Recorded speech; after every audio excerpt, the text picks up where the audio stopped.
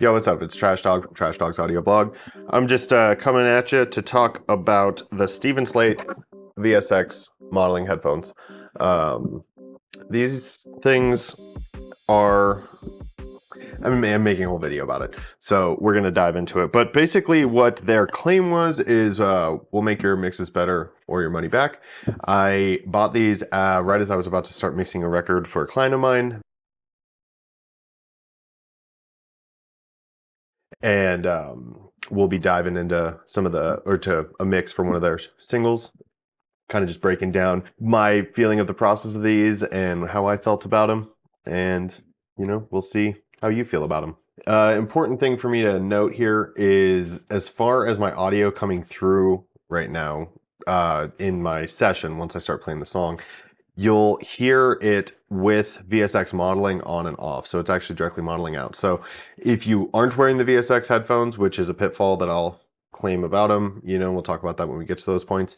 But, it might sound a little weird to you. And then also, if you do have the VSX headphones and you want to kind of hear the, my mix in the room, go ahead and you can throw those on as well. I'm not really here to showcase too much of that because it's the hardest part about these headphones is it's an intangible thing, right? It doesn't feel real until you get a chance to put them on your head and you get a chance to test them out and work around with them and that kind of stuff. So that's what I think is such a obscure selling point of this product. But in that, regard, that's why I decided I was going to just try them out, give it a go. So I already did a whole record with them. I just have the box. So inside the box, on the bottom, there's a code. You can't steal it. I already used it, unfortunately. I'm sorry. But inside, it's got this nice little wood. It's paper. It's cardboard. It's got the box, got some foam in there, and the headphones sit in there. I got them right next to me here, so I'll show you those. They come with a nice little carrying case. Is that the logo right side up? Yeah, that's the logo right side up. I'm mirrored right now. And you can put the headphones in there, and then you can pop the cable. And they do come with, here's the headphones right here. So,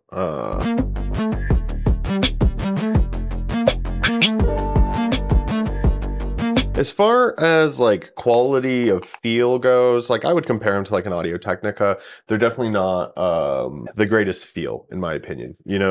But for me, I either am going to put them in the case, they're going to be on my desk. I would not throw these bad boys in your bag loose. They do rotate this way, so they'll rotate in to sit inside the case, but they don't collapse inward or anything like that. The cable that it comes with is removable, so you just plug those in, and then you smack them on the table as well. And it did come with a 1/4-inch adapter, which is very kind of them. I don't have any gripes with this cable. I mean, it's just your standard cable. It's kind of got this like cool, I don't know if the camera can really see it, like little braid there. But the one thing, it's funny, is I watched another video about it and somebody said like, I don't like this about it. And I tried it and it's kind of strange when you have these headphones plugged in, if you like get like something rubbing against your cable here, closer to the ear, you can actually kind of hear it like stethoscopy style, like you can hear that sound in your headphones. And I'm like, that is weird. I've never really found myself in a situation where there's something arbitrarily rubbing against my headphones, and I was not able to stop that. So, but just a heads up, if you are in that situation, be on the lookout because that does happen. They do send, you do kind of hear that through it, almost stethoscopy style. So, the thing about them, and I'm recording my screen here too, so I'll pull it up in just a second. I'll pull up the plugin and you can see that as well. When you pop them on, the very important thing that I read about them, and also I tried to make sure I implement, is there's kind of a specific way you want to have them on your head. You can run the plugin in software. So just put it on your master bus. The one thing it does recommend is always having it as the last channel on whatever, or your stereo mix bus, basically, depending on what DAW you're working in. But in Logic's case, on the stereo out fader there. So it says you want it to be the last plugin on the channel strip. And, that's just so you're making sure for level's sake. I will say I popped in some metering, and that is another thing we're going to get into when I go into the pitfalls, is its metering structure and like how that translates over when the plugin is off or on, and just something to keep in mind. So when you first get them, obviously I've already been using these. So there is here we go. VSX walkthrough. So, yep, this explains it. If you want to pause the video, you can and read that. But this is what I was talking about. So the ear profile thing, basically it's just in regards to the size of your ears, like the actual ear canal. So depending on that, you know what I mean? You read through those and then it tells you how. So same thing if you want to pause this. Again, if you have these headphones as well, it'll run you through this whole thing when you first put them in. And then the positioning too, that's the other thing. So you can run these in your DAW or you can run them as a standalone, which is nice. So then basically you can just run it depending on what the OS you're using, but you can just run it and then be running like if you want to listen to Spotify. And that's a big part of what I would recommend doing with these. The same thing, I'll kind of get into that as well. But they are different. The first time I threw them on my head, and I, after I did all of my testing and making sure they were properly positioned on my ears, I played I played a song through them, and it sounded like it was coming through my laptop speakers. Like it sounded like it was in my space, as opposed to me listening to audio on headphones. The big reason why I bought these is because my speaker setup in my room is not the best. I'm aware of that, but I know what it is, so I know how to work around those certain situations. But I just wanted to give a try to something that was saying, oh, well, we'll model a room. And if you've been in a room with a nice set of speakers, there's still variables. There's depending on where you're placed, where your head is, how you're moving, those types of things. And those can create variances in your sound. And just as you're in a standard working environment, for me, that's something that trying to be in the zone. I work in the box, I don't split these out onto faders. I'm not trying to go into a room with a console. I do everything inside my computer. And, that has garnered me the results that I have. And that has been my workflow for a very, very long time. So as far as hardware goes, I like to use hardware to record, and that's an important piece. But once it's coming back into me and it's in a DAW, I am processing that signal completely digitally from that point forward.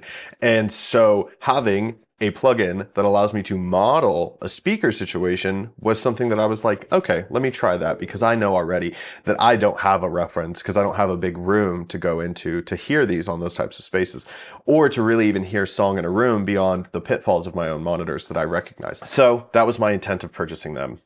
All in all, I definitely got that. And they definitely do that. That's what they're doing. They're modeling speakers in a room. So your head positioning, all those things, those don't matter because it's just coming in through your headphones.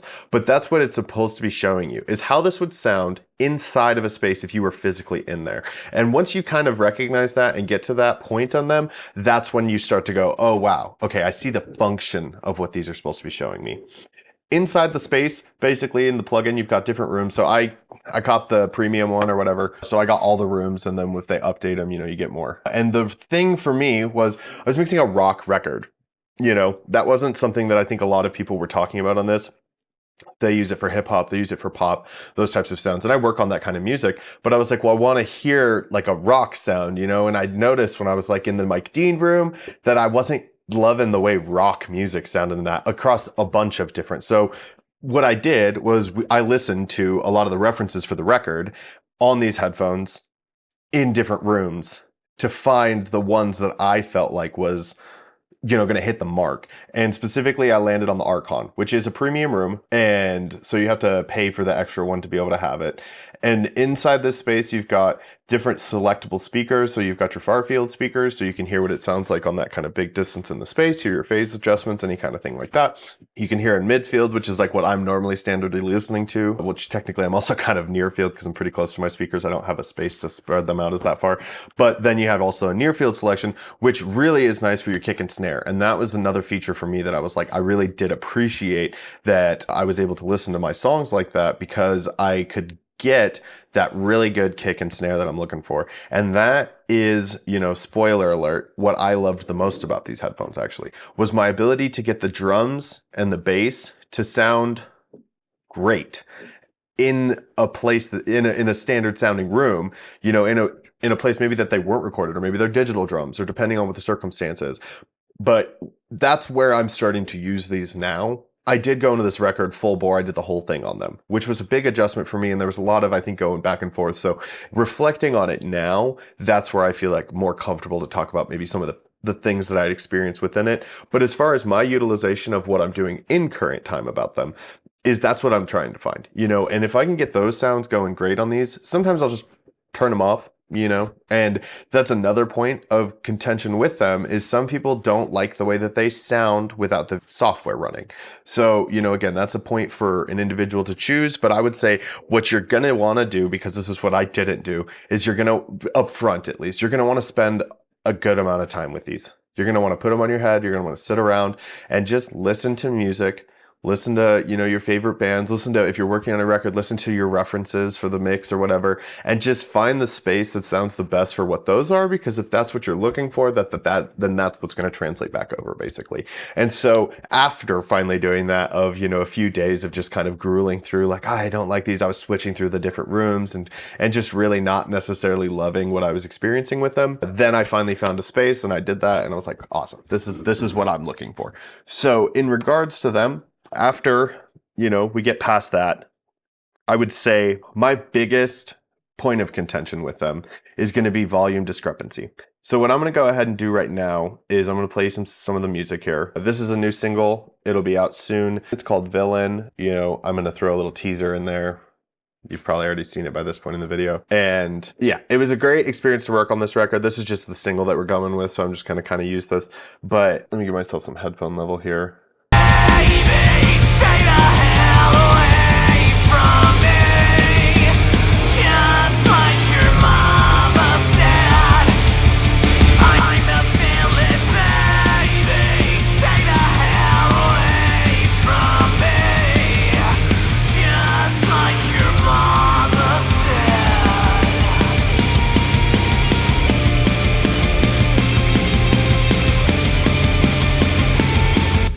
Big point of contention, and this is something I would say to look through or look at, is on this master fader, basically. Once I turn this plugin on, and now if you have the VSX, you'll hear it in that space as well right now. But what you see there is a big volume discrepancy just on that fader, right? And you have different adjustments you can make to kind of level the volume. For me, I am just a very algebraic kind of worker. I want to be able to say, okay, this is 85 dB in my listening space. I'm listening to my headphones at 85 dB. My mix is here, and I can make those assessments within a consistent level range so I know, what I'm doing. And the in between of the plugins, because like say you're running some mastering or not mastering, whatever we want to call it. Say you're just running some bus stuff on your master bus at the end there. It's very easy to make bad decisions with these on. That's what I would say. And when it comes to regard of your overall headroom in your space, because they give you so much extra when you turn it on. And now when you bounce the song, it will auto bypass it. You won't hear it that way. So it's very important as you're working on anything with these to be turning them off, listening to the song in that as well, and checking your levels across to make sure that you're not clipping or that you're not overloading your master bus without the plugin on, because that was a big problem that I had. It's very easy to do. And if you mess around with these headphones and you mess around with some mixes on it, you'll find that too. You'll be like, oh, wow, all of a sudden now I have all this extra room. And now a big reason in that is because why they do that, and I looked that up as well, is because it's trying to emulate this space. So in order for that to happen, it has to make some basically modulations on the way it's processing the signal to distribute it to do that modeling. And they don't want you to run into a situation where you're clipping in throughout that, because that would fuck up the system. Basically, that would mess up the way the plugin is handling the information and redistributing it, how you're hearing it through the headphones. So that's why they do that, is there's basically a room for that headphone to now be able to work within that audio, and no matter what, it's going to put it at that level. So it's just something to keep in mind. And that is what I would say was my biggest gripe overall with these, was you can't just turn them on and leave it on and then never go back to your original mix. It is going to be a disservice to you. Novelty or not, I would say, or not, personally. I think at this point, for me, that's kind of like what I dived so far into is what can I handle in the box? What can I do with what I have, you know? And I think anybody who's trying to make a career in audio or is doing a career already in audio, you know, you kind of have to adapt or die, and you always kind of have to be ahead of things, especially with how quick technology is moving. And so keeping that in mind as you're doing this, you know, you kind of have to, you know, it's a little bit of a pay to play, and you just have to assess what you want to pay, you know, and also try to be constructive about what you're looking for with whatever you're trying to get out of certain, you know, products. And that's, you know, if anything, that's what I'm trying to do here. That's what I'm trying to provide back to any individual. And for myself, that's literally my ethos. So, you know, I'm not going to spend more than what I need, and I'm also sometimes going to spend more than what I want to get what I need, you know, and that's just part of this process. And so did I get the best mixes of my career so far?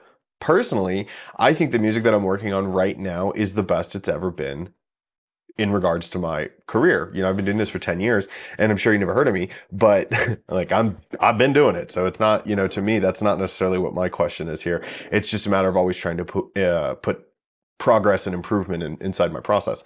And I think that these helped that. And if you're in a position like, you know, I'm sure a lot of people are, where you don't necessarily have access to listen to or to mix outside of headphones, you know, and I mix in headphones anyway because I just have more control and I'm more, you know, used to that. And then I check it on the speakers when it's time to reference it big, bold, and beautiful, you know, but I'm making all my minute decisions. I'm making those types of things in headphones and then checking them on speakers and also for ear fatigue. That's the other thing too, I would say. Just a tip in general, you know, take breaks. You got to make sure that you're giving yourself some time, especially if you're mixing with headphones. And with these, when you're jumping back and forth between the rooms, it's very easy to find yourself kind of getting that ear fatigue very quickly because you're just getting hit with so many different variables of sound.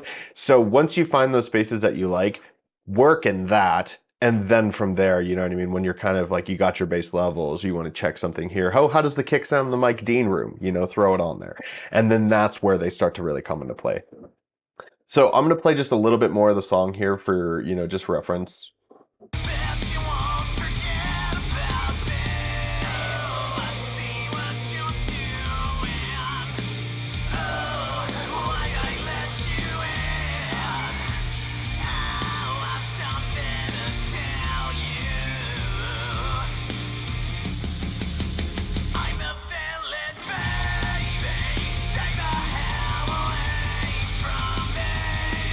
And then I'm going to just go ahead and give you the same process or the same part of the song without the VSX turned on.